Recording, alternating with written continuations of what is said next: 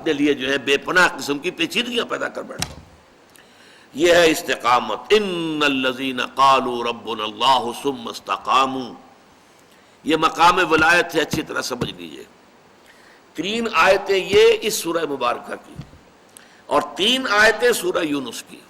تو جو میں نے عرض کیا تھا 3 7 آیتوں کے خوبصورت پھول.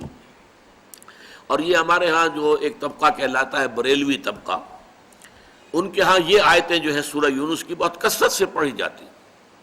ایسا ہو گیا ہے ہمارا اصل میں معاملہ کہ مختلف فرقوں نے، مختلف مسلکوں نے اپنا اپنا حصہ جو ہے قرآن میں سے لے لیا ہے. کچھ آیتیں انہیں زیادہ جو ہے وہ، اب اہل حدیث کو تقریر کرے گا تو وہ تقریر کرے گا رسول کی اتباع پر اور اتباع سنت پر.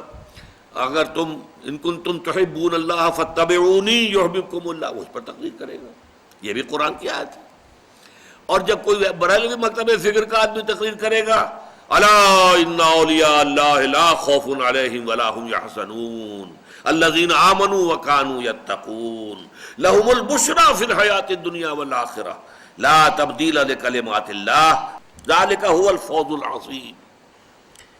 آگاہ ہو جاؤ کہ اللہ کے جو ولی ہیں، جو دوست ہیں، اولیاء اللہ، ان کے لیے نہ خوف ہے نہ حزن ہے.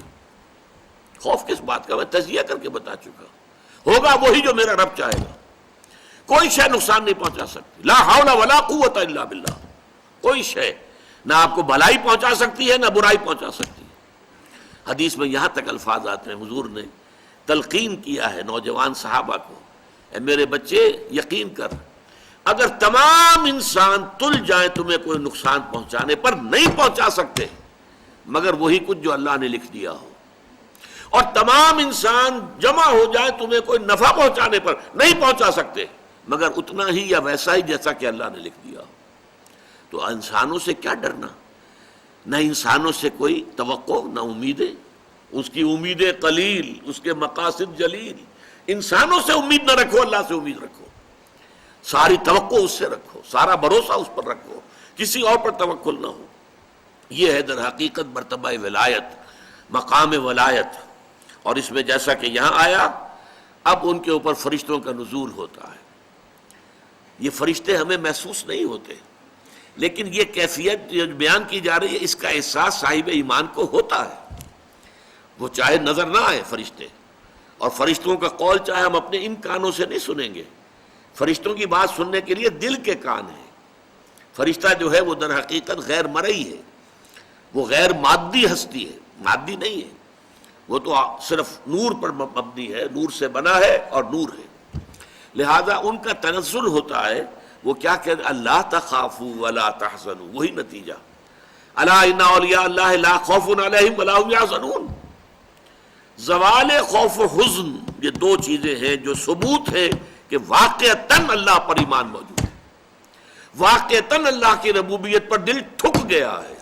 اگر دل پریشان ہے، یہ میرا نقصان کر دے گا، یہ مجھے تکلیف پہنچا دے گا، یہ میرا یہ کر دے گا، وہ میرا وہ کر دے گا، اس سے میری یہ بات بن جائے گی، وہ مجھے یہ فائدہ پہنچا سکتا، لیکن کہتا ہے دعویٰ یہ ہے کہ اللہ پر ایمان ہے میرا. تو یہ در حقیقت یہ دونوں چیزیں ایک دوسرے کی بالکل متضاد. توکل، توقع صرف اللہ کی ذات کے ساتھ. اللہ تخافوا ولا تحزنوا، نہ خوف کھاؤ نہ حزن سے دوچار ہو. وابشروا بالجنۃ التي كنتم توعدون، اور بشارتیں حاصل کرو، خوشیاں مناؤ اس جنت کی کہ جن کا تم سے وعدہ کیا جاتا تھا، اہل ایمان سے وعدے کیے گئے ہیں. وَلَكُمْ فِيهَا نَحْنُ أَوْلِيَاؤُكُمْ فِي الْحَيَاةِ الدُّنْيَا وَفِي الْآخِرَةِ. ہم تمہارے ساتھی ہیں، مددگار ہیں، پشت پناہ ہیں، حمایتی ہیں، دنیا کی زندگی میں بھی آخرت میں بھی. یہ نوٹ کر لیجئے، یہ دنیا کی زندگی میں ایک چوسر کی جنگ ہے. جیسے چوسر کی سڑک ہوتی تھی، حق و باطل کی جنگ جاری ہے. حق و باطل کی ایک جنگ ہمارے اندر ہے. ایک طرف ہمارا نفس امارہ ہے جو برائی کی طرف ہمیں دھکیلتا ہے، ایک طرف ہمارے اندر روح ربانی ہے، وَنَفَخْتُ فِيهِ مِن رُوحِي، وہ ہمیں خیر کی طرف، بھلائی کی طرف، بلندی کی طرف کھینچتی ہے. ایک کشاکش جو ہے ہمارے اندر ہے. کچھ کشاکش باہر چل رہی ہے. ہمارے اس نفس کو تقویت دینے کے لیے، اسے مشتعل کرنے کے لیے یہ شیاطین جن موجود ہیں. الذی یوسوس فی صدور الناس من الجنۃ والناس، حضور نے فرمایا کہ جب قلب غافل ہوتا ہے اللہ کی یاد سے تو شیطان اپنی تھوتنی لگا دیتا ہے دل کے ساتھ اور پھونکے مارتا ہے اس کے اندر، مشتعل کرتا ہے۔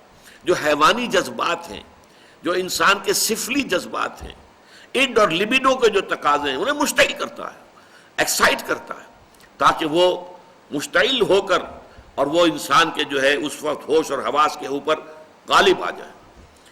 اس کے مقابلے میں فرشتے ہیں غیر مرئی۔ فرشتے جو ہیں وہ ہمیں روحانی طور پر تقویت پہنچاتے ہیں۔ ہمارے اندر کا جو خیر ہے، جیسے کہ ہمارے اندر کا شر، نفسانیت، اس کو تقویت پہنچانے والے شیاطین جن باہر موجود ہیں جو نظر نہیں آتے۔ اسی طریقے سے ہمارے اندر کا خیر، روحانیت، اس روحانیت کو تقویت پہنچانے والے ملائکہ ہیں جو خارج میں موجود، وہ بھی نظر نہیں آتے۔ یہ بھی غیر مرئی، وہ بھی غیر مرئی۔ مرئی لوگوں کے اندر بھی جو انسان ہیں، خیر کی طرف بلانے والے بھی ہیں، شر کی طرف بلانے والے بھی ہیں۔ آپ کا دوست یہ بھی کہے گا چھوڑو میاں کیا کس چکر میں پڑ گئے حلال حرام کے، دیکھو فائدہ ہوتا ہے اس کام کے اندر، جس کام میں فائدہ وہ کرو، اللہ اللہ خرچ اللہ۔ یہ کیا حلال اور حرام اور صحیح اور غلط اور جائز اور ناجائز، وہ آپ کو شر کی ترغیب دے رہا ہے کہ نہیں دے رہا؟ اسی طرح کوئی آپ کا بھائی ایسا بھی، اللہ کے بندے خیال کر، غلط کام مت کر، اس سے تھوڑا سا یہ کہ تجھے دنیا میں دولت مل جائے گی، اخروی زندگی برباد ہو جائے گی تیری، ایسے انسان بھی تو ہے نا آخر۔ تو لوگ جو ہے خارج میں، انسانوں میں بھی داعیان شر بھی ہے، داعیان خیر بھی ہے، وہ تو ویزیبل ہے، مرئی ہے۔ غیر مرئی عالم میں جنات، شیاطین جن ہیں جو ہمارے نفسانی خواہشات اور تقاضوں کو بڑکاتے ہیں، اور ادھر ملائکہ ہیں جو ہمیں تھپکی دیتے ہیں، تم نے اچھا کام کیا ہے۔ اچھا کام کر کے جب مسرت ہوتی ہے، حضور نے فرمایا اذا سرت کا حسنتک وساءت کا سیئتک فانت مومن۔ دیکھو اگر تمہیں کوئی اچھا کام کر کے خوشی محسوس ہو اندر، اور برا کام کر کے کوئی دل کے اندر کوفت محسوس ہو، یہ میں کیا کر بیٹھا، یہ مجھے نہیں کرنا چاہیے تھا، فانت مومن، تو یہ ایمان کی علامت ہے۔ اذا ساءت کا سیئتک وسرت کا حسنتک فانت مومن، بھلائی کر کے خوشی ہو، کوئی برائی ہو جائے تو افسوس ہو، رنج ہو، تو یہ گویا کہ ایمان کی علامت ہے۔ تو فرشتے تھپکی بھی دیتے ہیں، حوصلہ بڑھاتے ہیں۔ قرآن مجید میں آیا ہے جنگ بدر میں، جنگ احد میں فرشتے آئے، انہوں نے مدد کی، اہل ایمان کے دلوں کو اور اہل ایمان کے قدموں کو جمایا۔ انثبت الذین آمنوا، جاؤ قدم جما دو اہل ایمان کے۔ تو اہل ایمان کے لیے فرشتے آئے۔ تو یہ فرشتوں کا نزول ہوتا ہے ان اولیاء اللہ، اللہ کے ساتھیوں کے بارے میں۔ اب یہ اولیاء اللہ سے آپ یہ نہ سمجھ لیجئے کہ وہ کوئی علیحدہ قسم کی نوع ہے یا کوئی علیحدہ جنس، انسانوں ہی میں ہوتے ہیں نا۔ تمام صحابہ اولیاء اللہ تھے، سب کے سب اولیاء اللہ کا جو اعلیٰ ترین معیار ہے، کوئی ولی اللہ غیر صحابی ادنا سے ادنا صحابی کے پائے کو بھی نہیں پہنچ سکتا۔ یہ اچھی طرح نوٹ کر لیجئے، یہ ہمارا اہل سنت والجماعت کا پختہ عقیدہ ہے۔ کمتر سے کمتر صحابی جو ہے بڑے سے بڑے ولی سے بھی وہ افضل ہے، بڑے سے بڑے ولی سے افضل۔ تو اولیاء اللہ سے مراد یہی نہ لے لیجئے جو ہماری اپنی جو ووکیبلری ہے، ہماری بول چال میں صوفیاء کرام کے لیے الفاظ یہ آتے ہیں، وہ بھی ہیں الحمدللہ، ان کے اندر بھی اولیاء اللہ بہت بڑی تعداد میں ہیں۔ لیکن جو ہمارے صحابہ کرام تھے وہ تو سب کے سب اللہ کے ولی تھے۔ ان کے لیے آتا ہے نحن اولیاؤکم فی الحیات الدنیا وفی الآخرہ، ہم تمہارے ولی ہیں، مددگار ہیں، پشت پناہ ہیں، جمے رہو، قدم تمہارے ڈگمگانے نہیں چاہیے۔ اور آخرت میں بھی، جنت میں تو ظاہر بات ہے کہ دوستی انہی سے ہوگی، وہی آئیں گے۔ یدخلون علیہم من کل باب، قرآن میں آتا ہے جنت کے ہر دروازے سے وہ داخل ہوں گے سلام کرتے ہوئے، سلام سلاما، سلام اور سلامتی کے پیغام لے کے آئیں گے۔ وَلَكُمْ فِيهَا مَا تَشْتَهِي أَنفُسُكُمْ وَلَكُمْ فِيهَا مَا تَدَّعُونَ۔ یہ ذرا اچھی طرح سمجھ لیجئے، لَكُمْ فِيهَا مَا تَشْتَهِي أَنفُسُكُمْ۔ دیکھیے ایک وہ چیزیں ہیں جن کی اشتہا، اشتہا کسے کہتے ہیں؟ بھوک کو کہہ دیتے ہیں، وہ اشتہا نہیں ہے بھائی، یعنی بھوک نہیں لگ رہی۔